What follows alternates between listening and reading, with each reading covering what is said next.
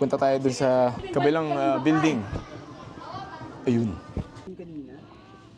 So imagine niyo, di ba, gumastos ng pera para sa mga structures na to, pero hindi rin naman nagagamit para sa mga estudyante. Pero patay na isda, oh. Tignan. Putik. Masayang-masaya ako kasi kinukunan ako ni JP. I-tour mo naman kami sa iyong resort. Medyo malaki ngayon nagastos ko rito mga sir eh.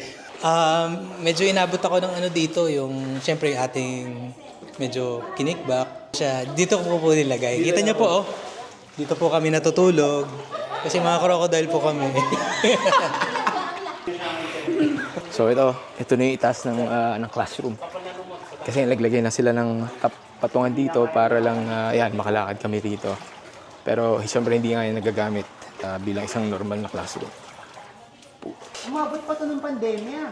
Kasi may nakasulat disinfection eh. Ayan o. Ito. Umabot to ng pandemic. Ayan o, nakasulat din naman. Okay, yan. Dito na lang yung mga crocodile.